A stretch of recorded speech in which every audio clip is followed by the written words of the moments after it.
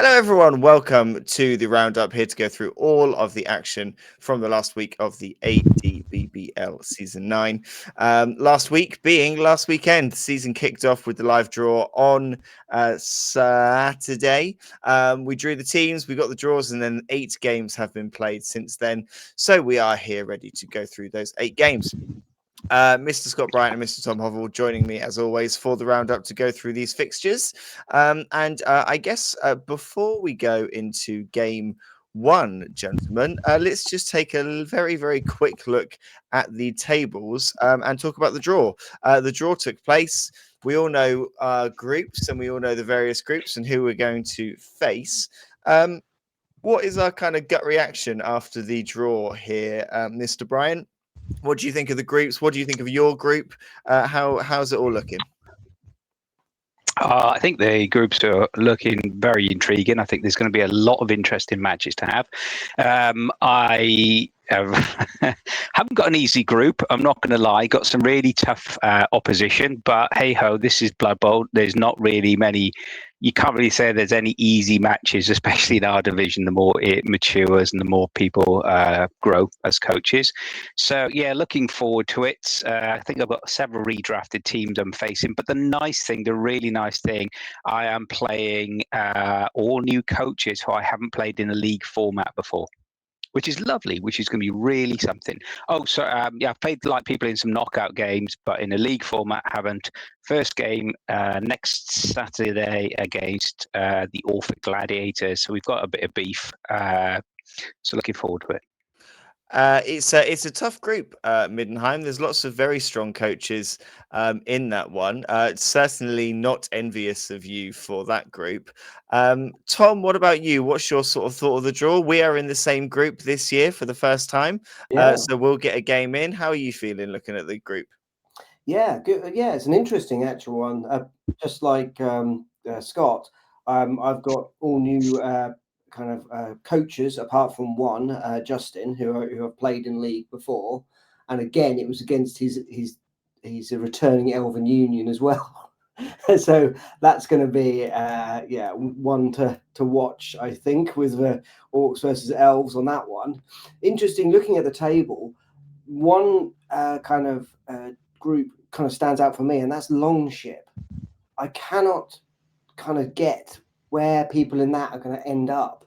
That's quite a closely matched group of people from what I've seen in the past.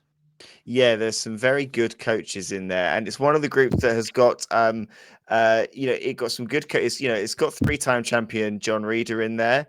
You've got Tom Huns, former champion as well. You've got Ash, who is the Interbibble Cup champion. So you've got some really strong coaches. I think generally, like, because of the seeding, the groups all do have a pretty good mix of kind of players in them, and a good mix of coaches in there. And yet some of them do strike a bit more fear than others. I mean, looking at Dark Side group we haven't sort of covered.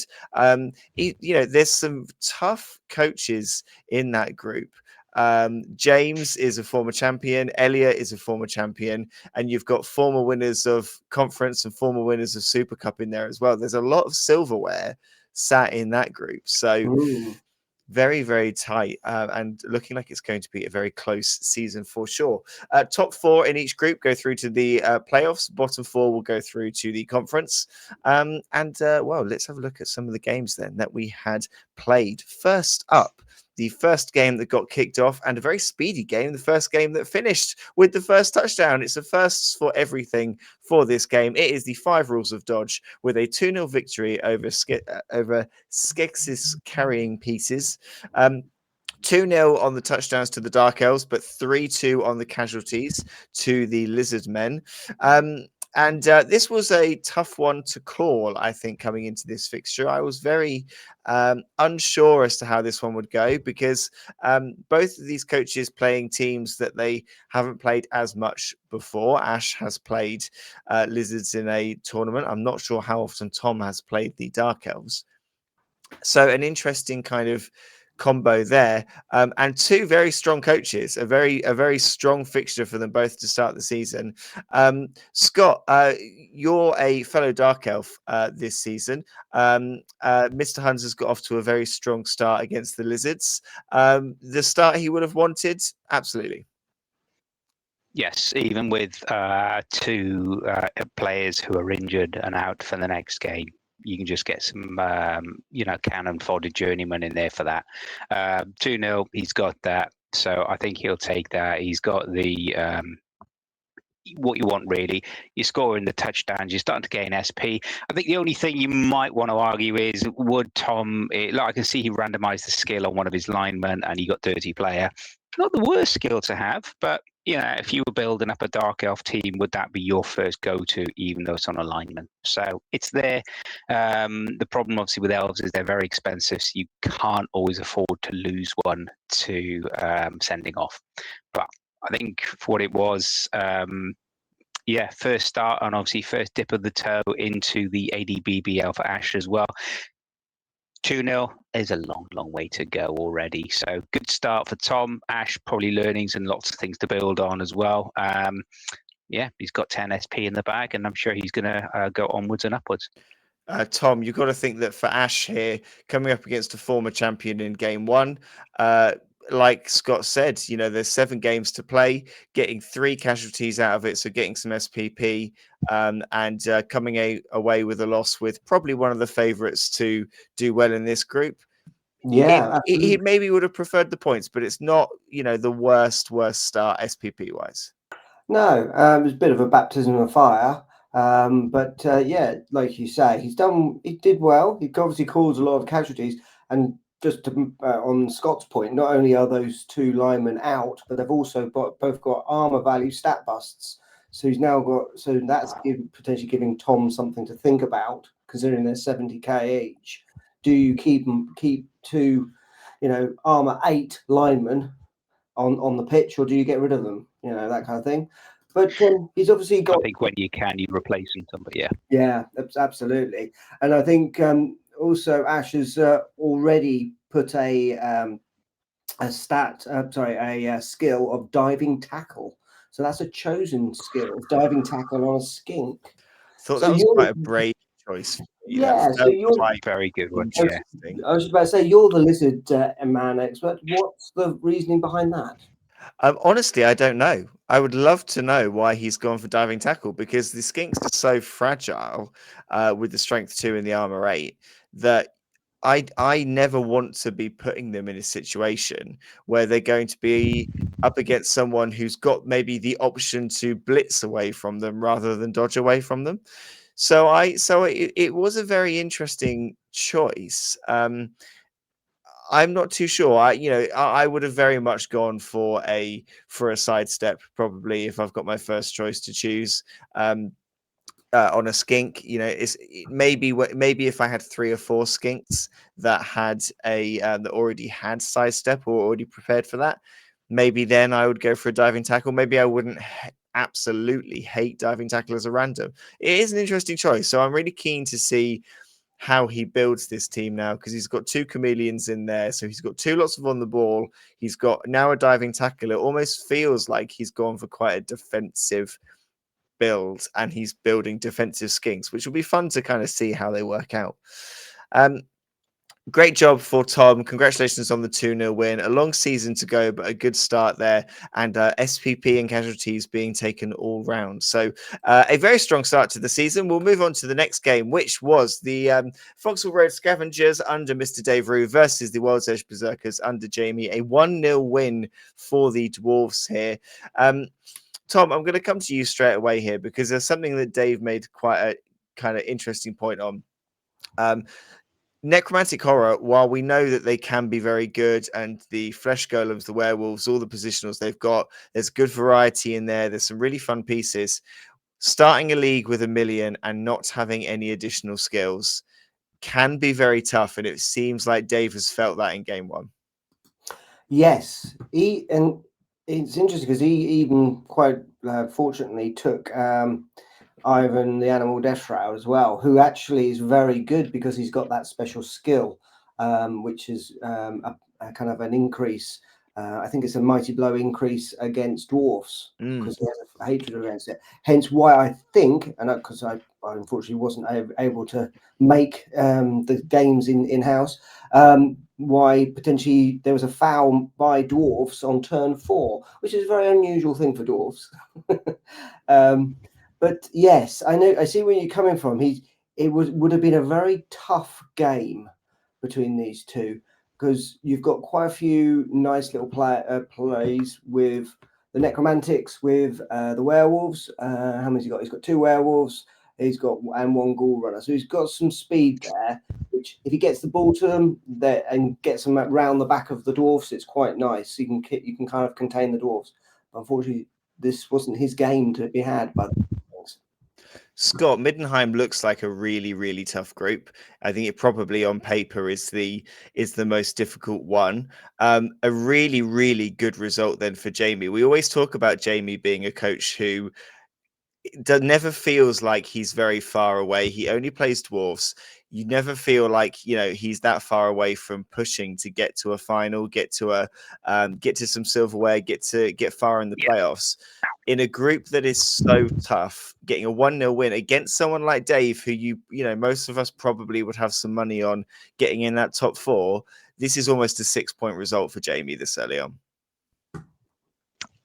I agree, Chris. I watched the sort of just the setup of these two guys on Saturday after the draw, and when I saw that Dave was taking Ivan in terms of Death Shroud as his star player, I actually thought that Dave was going to come out with this with maybe a 1-0 or 2-1 win as well, purely because of what he offers, especially against dwarfs, as Tom said. I think it'll be a definite win for Jamie. I think he's very much, dwarfs are his thing now. He knows them inside out. He knows how to play them, as you can see. I had a quick look at Dave's skills as well. He's got, it's nothing, as we said, this is and we'll say this cliche time and time again for the next 2 to 3 weeks. This is a marathon, not a sprint. And the fact that he's got he's got Flesh Golem with block, and he's already got Fend, which is a really annoying skill on a zombie lineman. You can see down there. We know, as I'm sure other necro coaches, Jay, Tom will testify, they're very expensive. They can be a bit of a glass cannon as well. We know when they work incredibly, incredibly well, which is why they're so high up the meta. On this occasion, looks like Dave wasn't wasn't quite able to do enough to get at least a point from this, but put him in a good place going forward. Columns with blocks are not the nicest thing. And of course, then, he did get the 2 injuries as well, but fortunately they were against the old zombie lineman as well. So not too bad. And a few bits for the dwarfs as well. So I think, agree with you, Chris, big 6-pointer for Jamie, especially in the group. He's got the points, he's got it in the bag sort of thing. Now onwards to his next game. He has also got 5. I think this is probably from because obviously he played 2 games this week. He's got 5 SPP on those werewolves each and hasn't skilled them up yet. So he's clearly biding his time on them. We will come to Dave's next game a bit later on. Well done to Jamie for a very strong start. I think that group is going to definitely be one to watch because there is going to be it feels like there's going to be some big coaches who maybe miss out in that group. So absolutely one to watch. We will go to the next game, which is Ogres versus Norse, the Snot Bowl Furies versus the Argarth and Mewers. 1-1 on the day, 2-2 on the casualties. And the Norse, the ones taking the beating here with 4 injuries compared to 2 and 1 death, which I believe was is a Ulf who was APOC'd from a 16 to a 15 or a 15 to a 16. Really unfortunate for the new APOC coming in and not helping out on this occasion. Two silverware winning coaches from last season. Jack coming home with the conference title, Carl coming home with the Super Cup as well. And a very close game that played out between the two of them. The Norse team getting the touchdown relatively early on turn 4. Ogres not punishing with any kind of one-turn touchdowns in the next half, but getting a touchdown on turn 16 in order to level the game. So a very kind of late touchdown there. How are we feeling here then? This is the first stunties we're seeing, Scott, this season under the Ogre coach. I guess all of those ogres with the mighty blow, and if Carl is taking 5 ogres, it looks like he's got 6 ogres actually. 6 ogres and no rerolls. It does mean that actually coming up against that team, when you're Norse and you've got mainly armor 8, that's quite a terrifying prospect, because there's 6 mighty blow pieces there that just need to not roll a 1 and really do some damage. I think with that 1-1 draw as well, I suspect that Carl will probably be the happier coach with this result as well. As we said, Chris, last week we said, yes, it's a team that packs a punch, no pun intended. It's got all of those mighty blow pieces, however, no rerolls. All he needs is that 1 dice to bonehead as well, and then things can get quite messy quite quickly.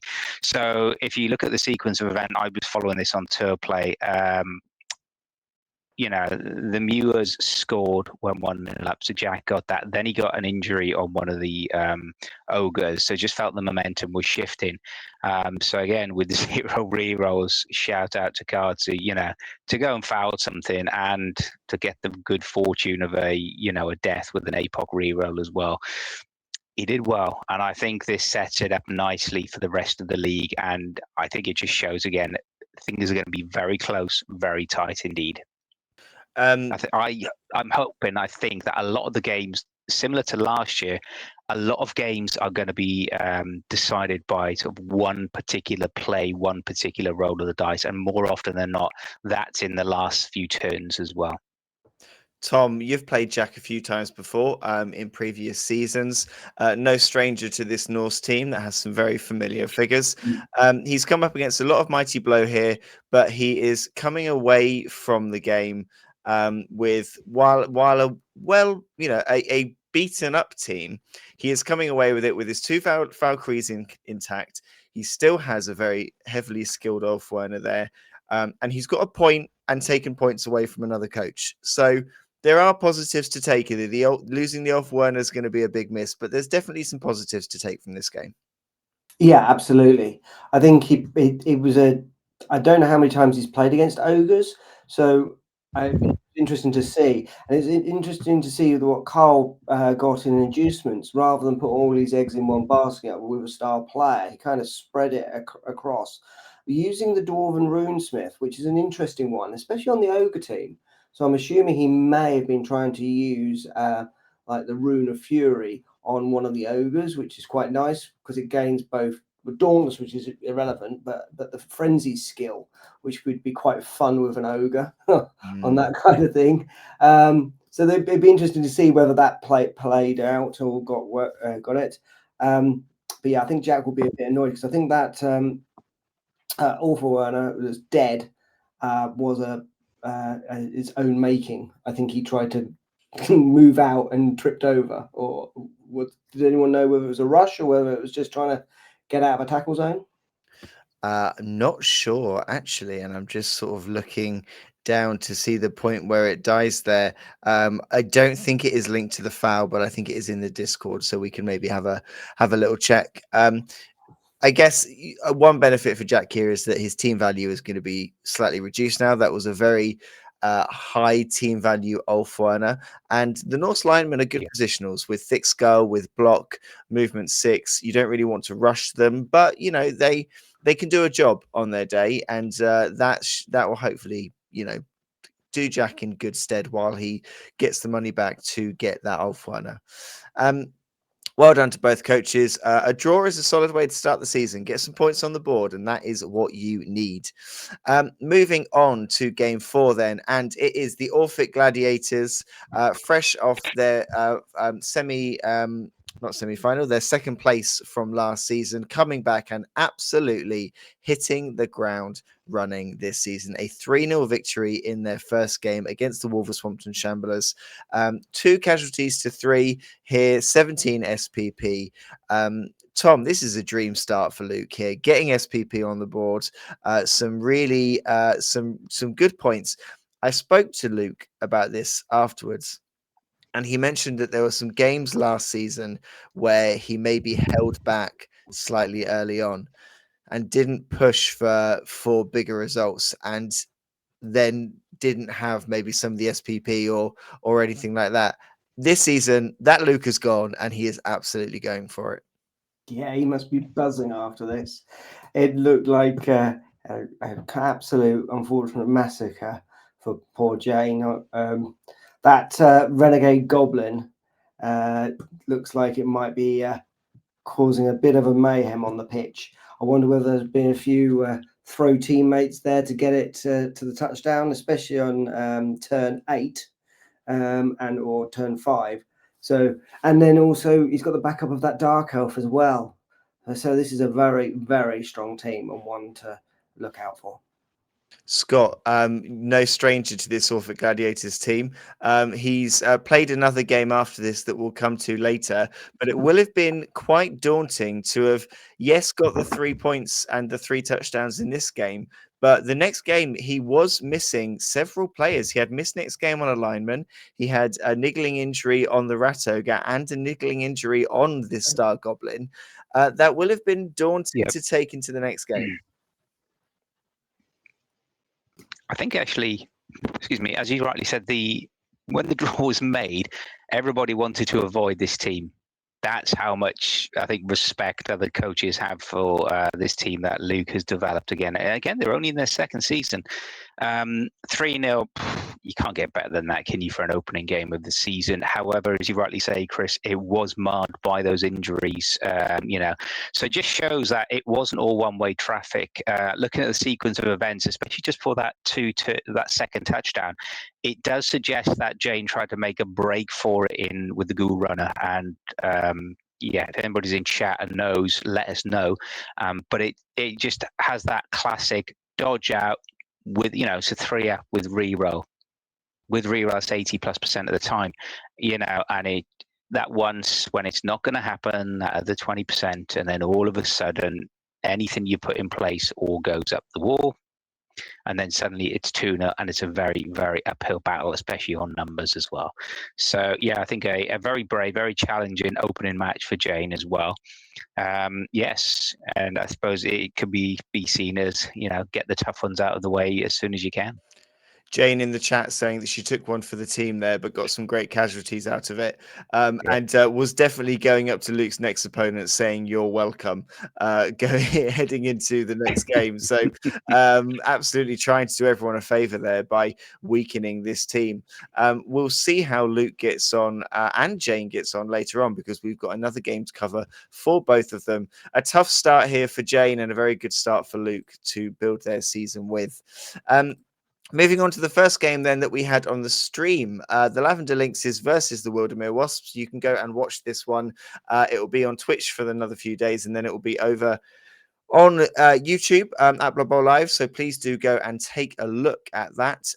A great 2 coaches to have on the stream here, and a 1-1 draw battled out between the Amazons and the Blackhawks. 2 coaches who are both bringing back redrafted teams here, and a good battle kind of was had on the brand new pitch, and we'll take this opportunity once again to shout out to Graham for the fantastic pitch that there is now at If you are watching this and you are in the Woodbridge area, head in and take a look. It is absolutely phenomenal, and a great first game to be played here on this pitch then. Scott, I think probably a difficult one to call here. Both of these coaches had similar seasons last season. They've both redrafted, brought back some kind of key players. So probably a difficult one to call, and it's played out to a draw. So maybe about right. Yeah, I think so, Chris. If you do go back and you watch the stream, both coaches had the opportunities to win and to lose the match as well. It was one of those very, very finely balanced matches as well. Yeah, so it was a 1-1 draw. It was a lot that could have happened. When Simon took the foul as one of his inducements as well, you could see what's coming with everybody's favourite Goblin as well. Well, apart from Scott Norman, obviously. So 1-1 draw. It's a tough league. You got point in the bag. Take it. Take the SVP. Move on to the next game. That's what these games are all about at the moment. It did feel watching it as well. And I know speaking to Graham before the game, he said he was, feeling a bit rusty because his focus has, shall we say, been on the construction side of Blood Bowl for the last several months. And again, big shout and big loves to Graham for his masterpiece of design and build in store. And for Simon, I know he was tempted away from his Wasps to, dare I say, Wood Elves. He resisted that calling to go into the Edge world. And I think he's enjoying playing his Wasps. Maybe he felt that of the two coaches, he could have, pushed for that draw, but a 1-1 draw, good start to the season for both. Tom, lots of fouls coming in by Moonface. It's what he's in the team to do, and he's come in and done it. I think there was some throw teammate shenanigans happening as well in this one. You've played Amazons sort of yourself before. How do you kind of prepare for like the multiple threats that Black Orcs have? Because they don't have the pace, but they do have the strength 4s. They have to throw teammates, and Simon's got some good skilled up strength 4s there, so it's maybe sort of tricky to prepare for. Yeah, absolutely. It does look like quite a close game with a lot of, as you quite rightly say, fouling, which only ever came to one injury. I wonder whether there was any knockouts or anything that helped out there as well to thin out the crowd with Amazons. Because again, as you say, it's just a foul fest with Moonface on this listing. It does seem, but also it looks like it was a pretty close match because it's the touchdowns come at certain times, and they're not the times when you would think. It seems that obviously the touchdown from the Amazons came at turn 6. So clearly he was under pressure. Graham was under pressure to score rather than hold it out for 2 more turns, because then straight away, well, say 2 turns later on the last turn of the first half, it was a draw. It would the Black Orcs brought it back. So very, very close, very interesting on how they are, because both of these teams are both redrafted. They've got a spectacular array of really dangerous skills as well on both sides. Graham's in the chat saying a number of knockouts or stuns for his strength 4 warriors, so that's going to have hurt him a little bit, especially not having the strength 4 to combat those orcs. So a tough game all round, but a game that I don't think we'll know the significance of until we're later in the season, because with so many strong coaches in this group, games like this, these two coaches may be looking at some of the really strong teams around them, and we'll wait to see whether this turns out to be a really key point for each of them or 2 points lost. I think we're going to have to wait till later before we know what the story is. Moving on then to our next game, and it is the Bitey Ducks versus the Zorn Uzkul Dawizar, which I am slowly getting there. I was advised to pronounce Dawizar, as if I was saying something in Welsh, and that is making it easier to say, weirdly. A 2-0 victory for the Bitey Ducks here in a tough game in this group. I would be lying if I said that one of the first games I would have wanted to play was against Scott on opening day, because a slightly terrifying prospect, but a good result for the Lizards. Received the ball early on in the game and standard lizard play to move up until I had a skink who was in range and ran that skink down to one step away from the end zone. And interestingly, Scott then decided that none of his positions could get to my skink. Rather than put pressure on, he just decided to see how many lizards he could punch. And from a casualty point of view, it was very frustrating for both of us because there were many, many blocks, many punches, lots of players on the floor at several points, players in the crowd at several points, and very, very little casualties. The one casualty that the Chaos Dwarfs got came on the last turn, and the one injury that the Chaos Dwarfs received was through a failed dodge. So there wasn't there was very little in the way of injury rolls. But 1-0 at half time, and then second half pressured the Chaos Dwarfs into making a break for it, and they had to do one rush in order to get to a safe place, but with no rerolls left at that point, failed the rush, and the Skinks could get the ball and run away. So a 2-0 2-0 win in the end. I open the floor to a question from you both. Mr. Bryant, what about you first? First of all, I'll come back to my next question because I do have more than one. 2-0 win on paper. It's a bit of a, as we said with Tom Huns earlier, that would be a gimme in most coaches' books. I take it you're very happy and you've been smiling a lot after this result, Christopher. Yes. Very, There's a cheeky very note. Look, there it is. Yeah.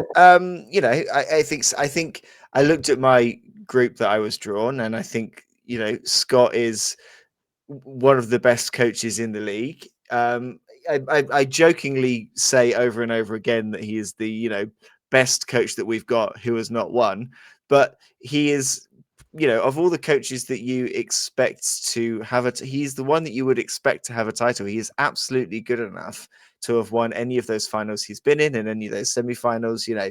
So he is one. I think he is one of the best coaches that is in the league. So I was really, really pleased. I had maybe a bit of advantage sort of with having a higher treasury, and that allowed me to have all the rerolls I've got, have the Croc score, who had a great game, mainly just standing in front of people so they couldn't run away, and did a great job at it.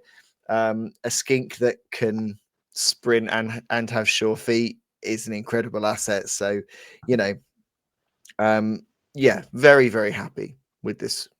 Well, all I'll say is well done, Maeve, and good luck all bounty hunter chasers out there for that skink. My second question is, and to yourself and to Scott in chat as well, how did Rashnak Backstabber perform as a star player for the Dwarfs? I think the issue with Rashnak was that he was one of the few armor 8s in the team, which meant for me it was a bit of a target as to can I try and get a casualty from that, because you're going to struggle to get the casualty off the dwarfs and off the armor 10s.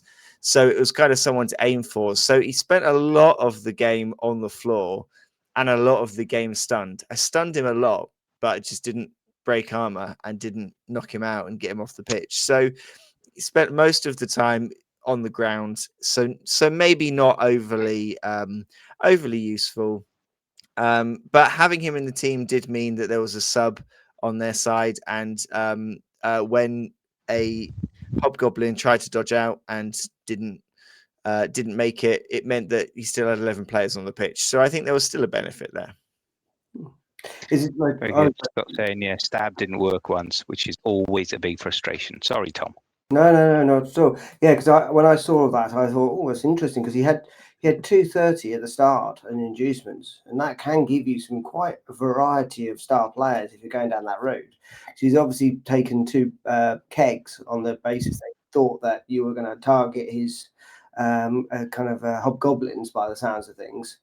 Yeah, and I did, you know, there were a lot of turns that Scott started with a lot of players on the floor, but very rarely were they anything more than just prone. There were a few stuns, 1 or 2 knockouts near the end, surfed a few players near the end to get them off, but otherwise that was it. So the one time where the keg needed to be used, the kegs were needed, and it worked. So They did do the job. I think on a normal day and on another day, the combination of having someone to be able to stab straight away and not worry about all the strength 4s and the strength 5, and having the kegs to bring people back, I think it's a solid choice. I think it's luck of the draw that it didn't really work out on this one. And Scott's now put block on Hobgoblin Captain Lyman. What did you go for on your team? I did not get any additional SPP on my captain, so he's still got just the 2 SPP there, and I'm being patient at the moment. I've got 4 SPP on a Saurus. I've got 3 SPP on a skink. I did a turn 16 handoff from my star skink to a vanilla skink to make sure I shared the SPP. I kept a reroll just for that purpose. To make sure I tried to share the skill, and luckily it paid off. I needed the reroll, but it paid off. So I'm being a little bit patient. I'm going to be a bit selective. I'm going to try and get block on those Saurus as quick as I can. So not rushing it. Cool. A very fun game. A good start for the Ducks. And a disappointing amount of SPP on both sides in that one, but a good fixture that I think both me and Scott are happy is out the way, really, and we can focus on the other games to come. Moving on to our penultimate game and our second one to end up on the stream, it is the Orphic Gladiators again and the Wildermere Wasps again, and it is another win for the Orphic Gladiators, a 2-0 victory here. Again, short on the casualties compared to their opponent, 3-1 to the Wasps on the casualties, but 12 SPP coming away. And I think, Scott, probably the key takeaway here for Luke is he has got a win, and he got that win without his Star Goblin. He got that win without his Rat Ogre, and he had to use Journeyman, but didn't matter. He's got the win here. He's had 2 from 2. That is a great start to the season. He has. He sits rightly top of the league, 2 from 2, 5 touchdowns scored, nothing conceded, and ready for his next match. He has all of his key players available. So he's got the Troll, he's got the Block Roger, he's got that Goblin, the Skaven with Block, Tackle, and Horns. He's got the Dark Elf with Dodge, Block, Ironhard, Skin as well. And now he also has a human lineman with a little thing called Claws. So, yeah, you don't want to be standing next to him if you're basically anything in terms of your armor as well. He's also got the human lineman Apollo with tentacles, which is always going to be annoying. He's got 70k in the bank.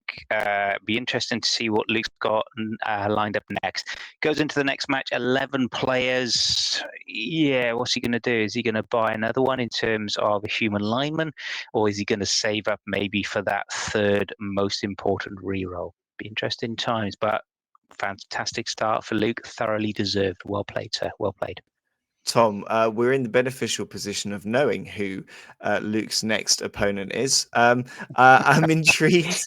If you put yourself in the mind of Luke's next opponent based on how he's been performing here, he's been on an incredible run with these gladiators. In league play, these gladiators have only lost 2 games. It's such a good run that he is on. How would you be preparing for this? Are you going to kind of stand off? Are you just going to go for it? It's a tough start to the season for his next opponent. It is difficult because there is a lot of because this Chaos Renegade team can go both ways. You can't if you stand off, they'll just smother you and just run into your half and smother you.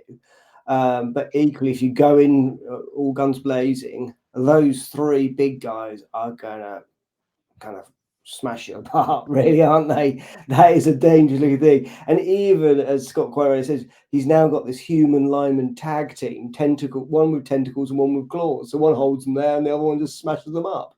So that is going to be horrific. It's not going to be nice at all. Yeah, I pity you, Scott. Sorry, I'm very sorry. I'm sure you've got a lot of skills and tactics in your back pocket on your one, but on this one it was an interesting match because it's the first one and in fact the only one that had different weather, pouring rain. So I was wondering whether that unfortunately had an impact on the Blackhawk team. So that was making it a little bit more difficult for them to pick the ball up and move around. Equally, I suppose, does pouring rain only affect the ball, or does it affect throw teammate as well? That's a very good question. I think the rule book says Pickup. the balls, and I think it's kind of pickups and catches and stuff. So I don't think it affects Yeah. the pass. So I think it wouldn't affect the throw teammate. Doesn't affect the landing either. But let's have a little word on Simon then with the Wildermere Wasps. It's 2 games in for him, a draw and a loss, but he's got one of his most difficult games out the way, and his players all survived it. You know, Moonface did take a beating in this game, and Moonface is coming out of it still able to play, still able to walk. So you know, he's got a full roster to go into his next game. And will absolutely be a challenge for his next opponent with all of those skills. One positive for him, he is 8 points clear on the most dirty play list. So he's got 11 fouls already under his belt, and the nearest one is in fact Luke with Orphic Gladiators with 3. So he's clearly after one accolade there. There are at I would least say 2 to that, coaches who are kind of yeah. got an eye on that one, I think. I know. Just baiting people, you know. Well, let's go to our last game then of the week. It is the Wolverhampton Shamblers versus the Foxhall Road Scavengers. A necromantic horror bash off where I think both coaches at points were trying to figure out which position was theirs. And a 2-0 victory for the Foxhall Road Scavengers here. Good recovery after their difficult game against the Dwarfs. Sadly, another tough game for Jane here. Let's talk about Jane first, then, Tom. As far as a start to your season goes, the Orphic Gladiators and then Dave Rue with his new team, that's 2 very, very tough games to start your season with. She's come out of it with, a good amount of SPP here, but missing the werewolf for the next game is going to be a blow. Yeah, that's a bit unfortunate. It does seem to be that there's a number of people trying to get what they perceive to be the most dangerous players in their groups out of the way early before they start getting more and more skilled up. This would have been one I'd love to have been there to watch, because it is necromantic versus necromantic. There are a couple of differences. So we've got Dave with 2 werewolves, whereas Jane only has the 1. I don't know whether that block on that flesh golem on Dave's team was after this match or before from his previous game. So it does look like it was a fun game. Very, that Dover and Derby are going to be kind of players to look out for by those things. They are racking up the SPP already. Mirror matches are always quite tough, Scott. And going into this one, you have to say Jane has some very, very good positionals here that would have been very, very tough to get through. I mean, guards on both of the flesh golems can create a very, very strong front line, even when you're including zombies in that. Dave's done well to navigate what could have been a slightly tricky trip up of a game. I think it's a fantastic result for Mr. Rue. Feel unlucky for Jane. She's went in there. We talked about this last week in the preview. The Shamblers obviously have 2 or 3 really, really key exceptional positionals. One is Fenris, who's now out. Looks like Jason Kelchi, the Ghoul Runner, got injured as well, so probably missed part of that match. Positive he's back. I think for Dave, it gives him lots to build on. As you said, yes, he negated those 2 flesh golems, which is always a challenge.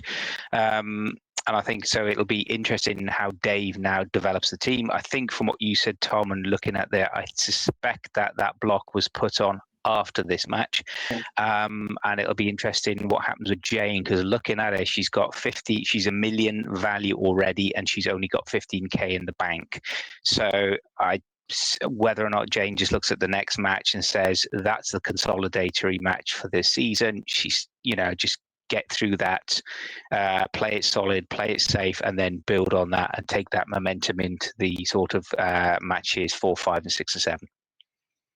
Jane will be happy to have 2 tough games out of the way, I think, and Dave will be happy to have recovered from that dwarf game. So, I think both coaches will be coming away from the first day of the season somewhat happy and looking forward.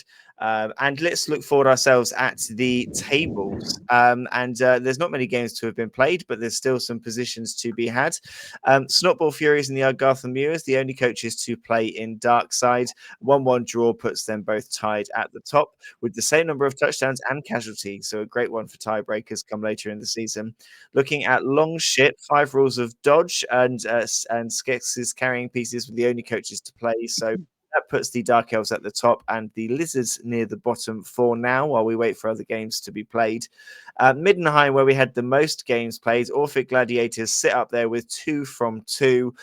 Looking down at the table, Dave Rue sitting in second with 1 win, and Jamie also with a win sitting in third. Wolverhampton Shamblers propping up the bottom of the table at the moment with 2 losses from 2. And looking at Swamp Down again, only the 1 game to be played, leaving the Bitey Ducks sat at the top of the table and the Chaos Dwarfs at the bottom, but a long way to go for sure. That is all of our games from this week, from this weekend. Some great fixtures and a great start to the season.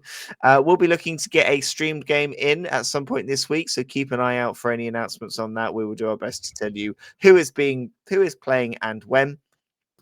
This week. We will then be back next Monday for another roundup of all the week's fixtures. And remember as well, on Thursday, you will be able to catch the latest episode of New Dice Please when that is released at midnight. Thank you very much, Mr. Bryant. Thank you very much, Mr. Hovell. Thank you, everybody, for joining us. We will see you next time.